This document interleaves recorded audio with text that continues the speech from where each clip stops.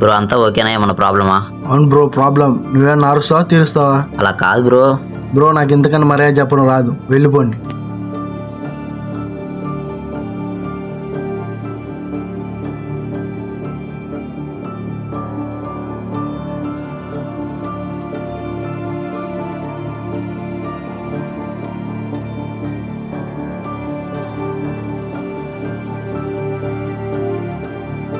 సర్లే ట్రై చేద్దాం.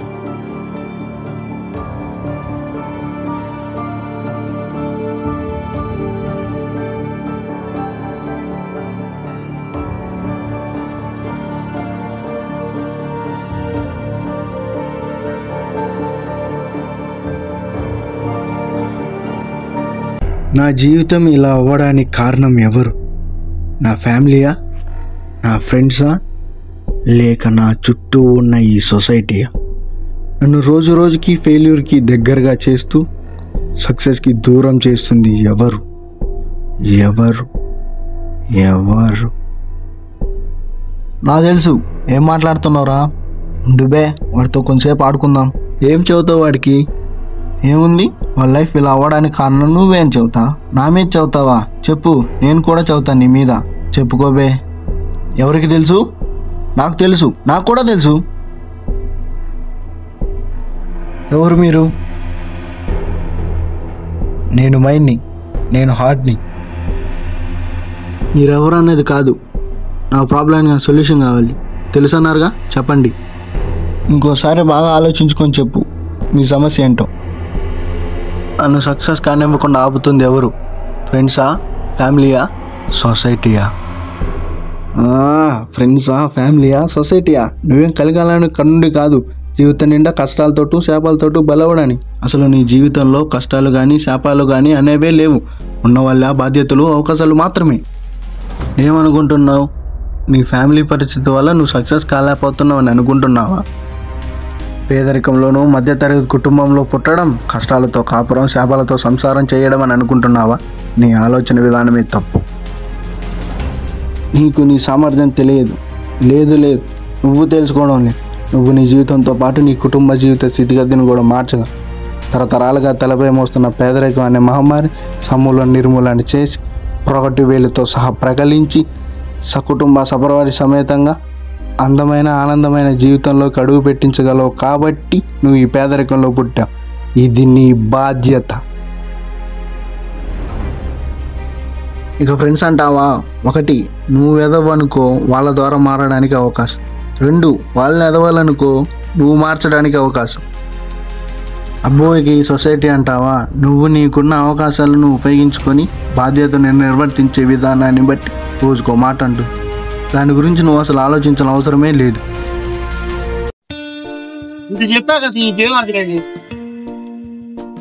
నా జీవితంలో ఎందుకు పనికిరాని ఎదవగా మిగలడానికి నా ఫ్యామిలీ కానీ, ఫ్రెండ్స్ కానీ, సొసైటీ కానీ ఏమాత్రం కారు కారు కారు కారు. ఎవరు మరి? ఇంకెవరు? ఎవరు? నీ అప్ప వాడితో ఆడుకుంటా అని చెప్పి వాడు మనతో ఆడుకుంటే ప్లే గ్రౌండ్ దక్కేసేస్తున్నాం. వాడు అటు తిరిగి ఇటు తిరిగి అసలు కారణం కాడికి చాగుతాడు. ఏం చేయమంటా? ఆ టైంలో ఎదురు ట్రిగర్ ఇలా చెప్పేసా. ఈసారికి ఇలా కానీ చేశారు. నువ్వు చెప్పిన కారణాలు కాదన్నా కదా, మరి ఎవరు కారణం చెప్పు.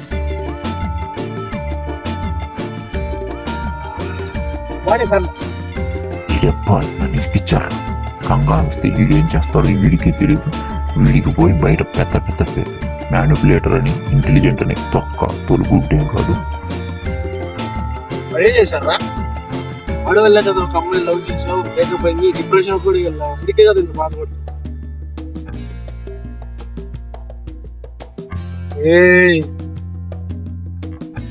కాదు, నువ్వు ఎందుకు బాధపడుతున్నావు?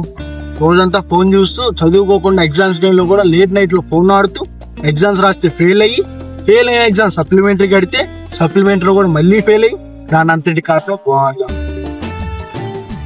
కొంచెం సేపు ఆనందం కోసం డబ్బు రిలీజ్ చేసి ఫోన్ చూడు అని రెచ్చగొట్టింది వాడిని అడుగు. నేను కాదు వాడే కారణం. నీ జీవితం అలా కావడానికి వాడే కారణం. లేదు అలా అవ్వడానికి వాడే కారణం. హార్ట్ మైండ్ మీద కోపంగా ఉంది. హార్ట్ ట్రిగర్ చేస్తే అసలు కారణం కూడా చెప్తుంది. ఆపరా ఇద్దరు.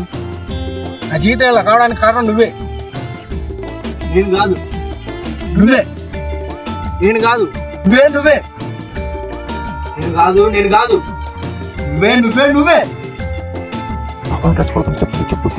నేను కాదు దీని అంతా అసలు కారణం నువ్వే. చెప్పేశాడు అయ్యా. ఏంటి నేను అసలు కారణమా? ఏంటి నేను కారణమా? ఇప్పుడు దాకా వాడేమో నువ్వని, నువ్వేమో వాడని, ఇప్పుడు అటు తిప్పి ఇటు తిప్పి అన్నీ నేను చేశానంటారా? ఏంట్రా చెప్పి సావనరా.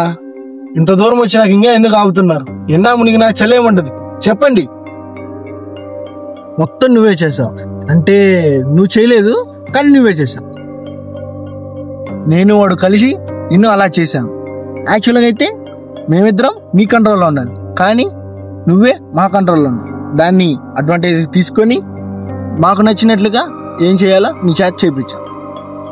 నువ్వు స్ట్రాంగ్గా ఉంటే మమ్మల్ని కమాండ్ చేసేవాడు, కానీ నువ్వు వీక్గా ఉన్నావు కాబట్టి మా ఆర్డర్స్ తీసుకో. అవునా? మరి అలాంటప్పుడు కొన్ని రోజులు మాత్రమే నేను అనుకున్నవన్నీ జరుగుతున్నాయి ఎందుకు? అది నీ సంకల్ప బలం. కొన్ని రోజులే ఉండడానికి కారణం నీ సంకల్ప మోటివేషన్ నుంచి వచ్చింది. అదే డిసిప్లిన్ నుంచి వచ్చి ఉంటే అది పర్మనెంట్గా ఉంటుంది. ఏంట్రా వాడికి అన్ని సీక్రెట్స్ చెప్పేస్తున్నావు? ఏంట్రా నువ్వు? ఏం చేయమంటావు? ఇప్పుడు బాధపడుతుంటే చూడలేకపోతున్నావు, అందుకే చెప్పేస్తున్నా. డిసిప్లిన్కి మోటివేషన్ తేడా చెప్పి డిసిప్లిన్ ఎలా ఉండాలో చెప్పు. చెప్పుతున్నా ఎమోషనల్ బ్లాక్మెయిల్ చేస్తున్నాడు, కానీ వాడు ఇలా ఉంటే మన ఇద్దరికి మాత్రమే పనికి వస్తాడు. అదే పర్పస్ తెలుసుకొని డిసిప్లిన్తో ఉంటే ప్రపంచానికి పనికి వస్తాడు. మోటివేషన్ అంటే ఏం లేదురా, ఎవడో ఒకటి చెప్పిన మాటలు విని నువ్వు చేయాల్సిన పని నువ్వు చేస్తే అది మోటివేషన్. అదే నీకు నువ్వు ఏం చేయాలో చెప్పుకొని నువ్వే చేస్తే అది డిసిప్లిన్. డిసిప్లిన్గా ఎలా ఉండాలి అయితే నేను చెబుతా. ఓహో, నువ్వు ఇప్పుడు మారిపోయావుగా. ఇద్దరు చేసిన మంచి పనేగా, అందుకే వచ్చా. అదేం లేదు, వీడియో నేను ఇద్దరం కలిసి ప్రతి విషయంలో నీకు రెండు ఆప్షన్స్ ఇస్తాం. ఒకటి, నువ్వు ఆ టైంలో ఏ పని చేస్తే కరెక్ట్గా ఉంటుందో అది చెబుతాం. కేవలం కొద్దిసేపు ఆనందంగా ఉండడానికి ఏం చేయాలో కూడా మేమే చెప్తాం. మొదటి 10-15 రోజుల్లో మోటివేషన్ ఉన్నవాడైనా డిసిప్లిన్ ఉన్నవాడైనా ఫస్ట్ ఆప్షన్ చూసేస్తాం. కానీ ఆ తర్వాత మా ఇద్దరు ఆట మొదలు వాడు గనక మోటివేషన్తో ఉన్నాడా రెండో ఆప్షన్ చూస్ చేసుకునేలా చేస్తాం. కానీ డిసిప్లిన్ ఉన్నాడు మాత్రం ఫస్ట్ ఆప్షన్నే చూస్ చేసుకో, వాడిని ఎవడో ఆపలేడు. కానీ ఒకటి, డిసిప్లిన్ బిల్డ్ చేసుకోవడం time taking process and hardest వేగా ఉంటుంది. ఇంతకంటే ముఖ్యంగా ఒకే ఒక తప్పు మాత్రం చేయకు. నువ్వు చేంజ్ అవ్వడం మొదలయ్యాక 1 రోజుకో 2 రోజులకో 5 రోజులకో 10 రోజులకో ఏదో ఒక టైంలో చిన్న ఎక్స్క్యూజ్ ఇవ్వమని ప్రపంచం మొత్తం నిన్ను ప్రేరేపించినట్లుగానే ఉంటుంది. అది ఎలా ఉంటుందంటే, ఈ ఒక్కరోజు చదువుకోకపోతే ఏమవుతుంది, ఈ ఒక్క పూట గ్రౌండ్ పోకపోతే ఏమవుతుంది, ఈ ఒక్కరోజు క్లాస్కి వెళ్ళకపోతే ఏమవుతుంది, ఇంకొంచెం సేపు ఫోన్ చూస్తే ఏమవుతుంది, ఇలా బోల్డ్ థాట్స్. నీ ఆ 1 సెకండ్ థాట్ అనేది నీ అంతకు ముందున్న అన్ని రోజుల బలాన్ని సహనాన్ని పరీక్షిస్తావు. నువ్వు కనుక దాన్ని దాటినవా ప్రపంచం చాలా కొత్తగా కనిపిస్తుంది. నేను ఫస్ట్ ఎక్స్పీరియన్స్ దొరికిపోయావా, లొంగిపోయినా ఇంకేముంది, ప్రపంచం మొత్తం నార్మల్గానే కనిపిస్తుంది. కానీ నీకు మాత్రం ఎక్కలేని బాధ, కోపం, భరించలేని దుఃఖం వస్తుంది. కాబట్టి ఒక చిన్న థాట్ను కానీ ఎక్స్క్యూజ్ను కానీ నిన్ను దాటి గెలవనివ్వకు. టాపిక్ మీద నుండి డిస్ట్రాక్ట్ అవ్వకు. చాలు బ్రో, చాలు. మీరు నా కళ్ళు తెరిపించారు. నాకు కావాల్సిన సమాధానం దొరికింది. నాకున్న సమస్యని ఎలా ఎదుర్కోవాలో తెలిసింది. ఇంతటితో సెలవు. మరి ఉంటాం. ఇంకెప్పుడైనా మళ్ళీ మాట్లాడాలంటే పిలువు, అలా వాలిపోతాం. ఇక మళ్ళీ మీతో ఇలా మాట్లాడే సందర్భం రానివ్వండి. కాన్ఫిడెన్స్ మంచిది, ఓవర్ కాన్ఫిడెన్స్ కాదు. ఇన్నాళ్ళుగా నేను యుద్ధం చేస్తున్నాను, కానీ ఎలా చెయ్యాలో, ఎందుకు చేస్తున్నానో అంతెందుకు ఎవరితో చేస్తున్నా కూడా తెలియదు. అందుకే ఓడిపోయాను. కానీ ఇప్పుడు ఎలా చెయ్యాలో, ఎందుకు చేస్తున్నానో, ఎవరితో చేస్తున్నానో అన్నీ తెలుసు. నువ్వేం చింతించకు, హాయిగా వెళ్ళిపో.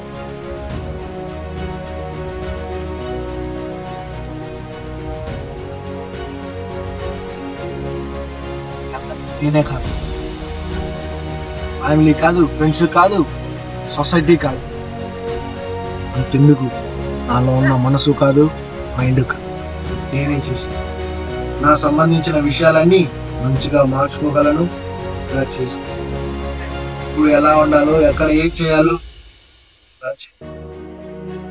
ఇది చాలు, ఇది చాలు నేను మారడానికి.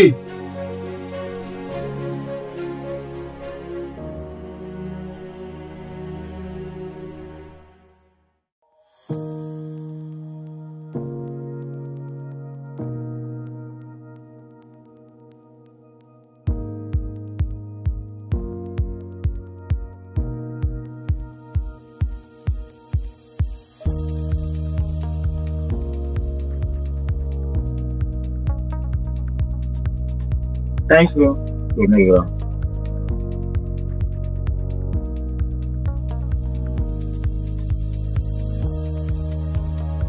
బ్రో నువ్వు అన్నది కూడా నిజమేలే, కానీ ఒక వే ఆఫ్ సొల్యూషన్ అయితే చెప్పగలను. సమస్య ఎటువంటిదైనా ఎంత పెద్దదైనా సమస్య నీదైతే నీతో నువ్వు స్పష్టంగా మాట్లాడుకున్న రోజు పరిష్కారం దొరుకుతుందని మా నాన్నగారు చెప్పారు. కుదిరితే నువ్వు కూడా ట్రై చేయి. అంతే బ్రో.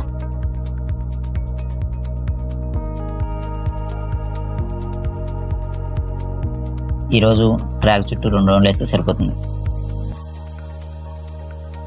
సారీ బ్రో, ఇందాక అలా మాట్లాడాను. ఈ మనిషి తాను చేసిన తప్పేంటో స్వీ సాక్షాత్కారం ద్వారా తెలుసుకున్నాడు. ఏంటి అర్థం కాలేదా? అదే అండి self realisation. Now it's your turn to realise your self.